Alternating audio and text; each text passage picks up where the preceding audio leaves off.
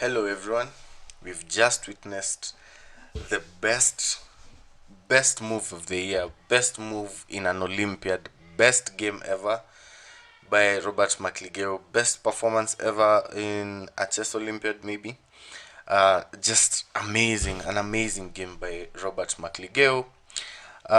Today the Kenyan national team played the Switzerland national team, which was filled with three grandmasters and one international master, and I'm guessing they have a story to tell. So amazing games by everyone. Jorge Martin played Board 1, Robert Board 2, Board 3 was Likoko, and Board 4 Ian Mutuge. So let's just dive straight into the game.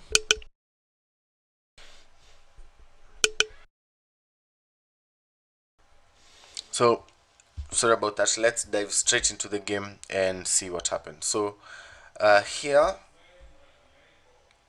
uh, Robert McLeod started pawn to e4, pawn to c5 was the reply by the Grandmaster Peng Lingmin. And I'm going to remind you guys that this guy is a Grandmaster. Oh, and we have the timestamps. So we're going to see how much time it took for each player to make the moves. So knight to f3 by Robert, pawn to d6 by the GM, pawn to d4 takes with the queen.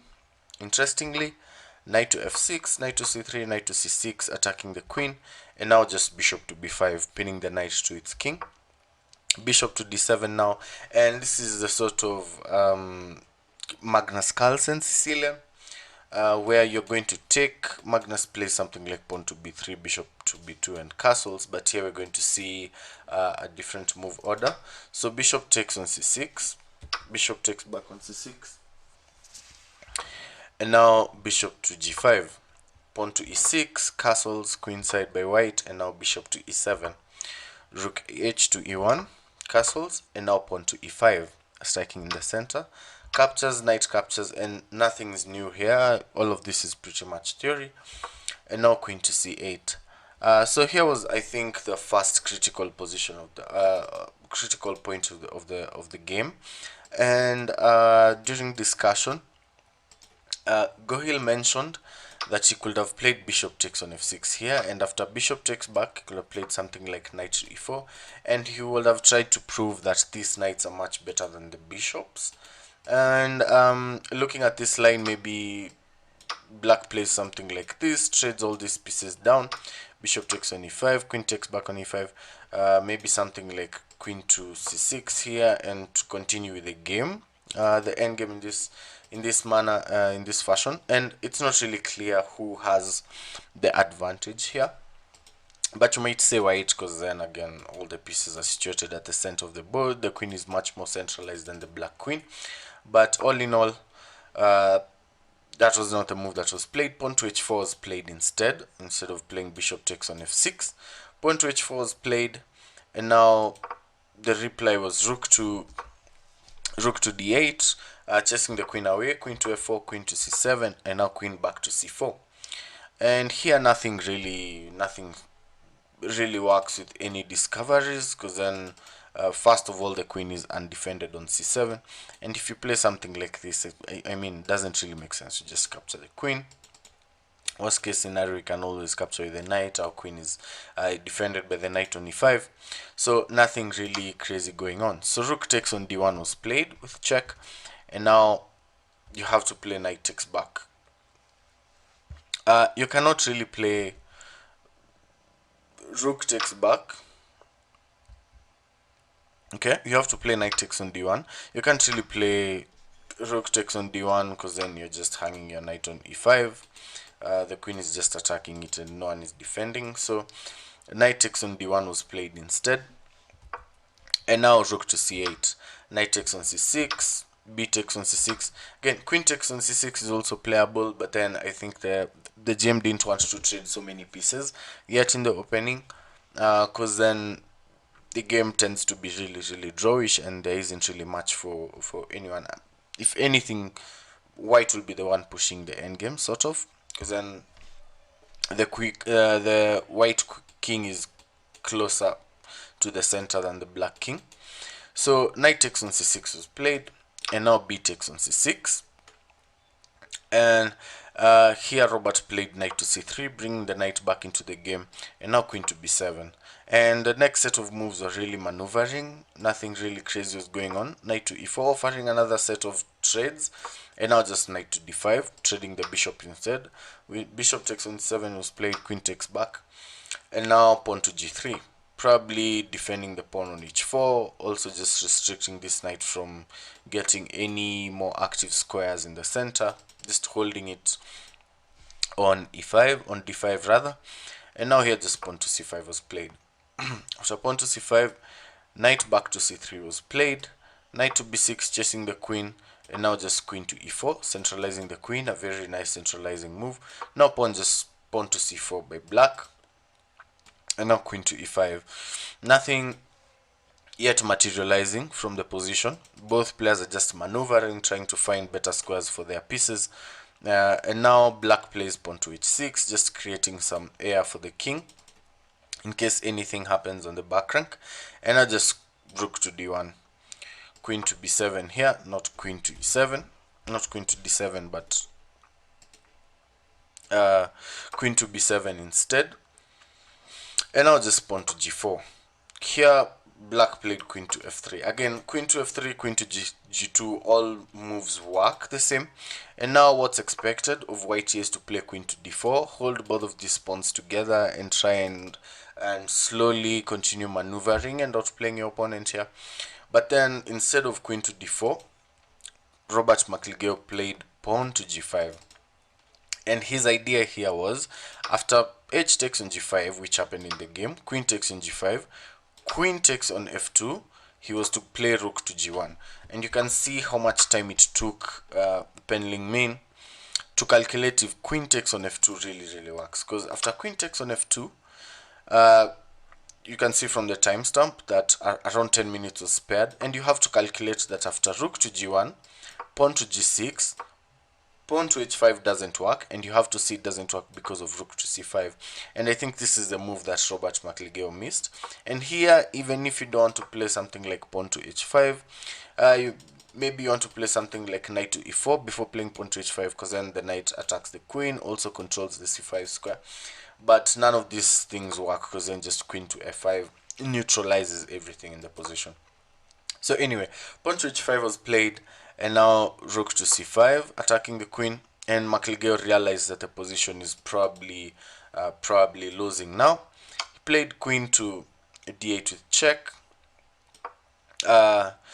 King to g7 was played, and now you played pawn to h6 with check. And here you don't really want to capture with your king, because then you allow ideas like maybe queen to f8, infiltrating with the queen. Also rook to h1 ideas are always on the horizon. You can never really climb away from the h file with your king, because then again the rook just controls this file. You bring your queen to h8. With some lines, the rook on c5 is also very vulnerable. So anyway, pawn to h6 with check was played, and now king to h7, just avoiding anything crazy. And now here the calculation that Robert started calculating and trying to see if works, he wants the queen on f8. And this is going to be a very important theme during the final stages of the game, because then you want your queen on f8, trying to threaten something on g7 and trying to give yourself something to play for, because other than this I don't really think you have anything else in this position.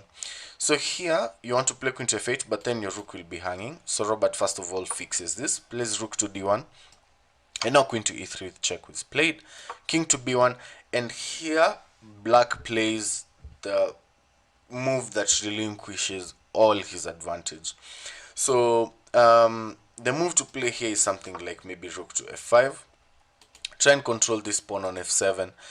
If something like maybe queen to f8 still happens, you can always play this move, queen to e5, you can always capture this pawn, and now the pawn on f7 is not capturable in many of these lines.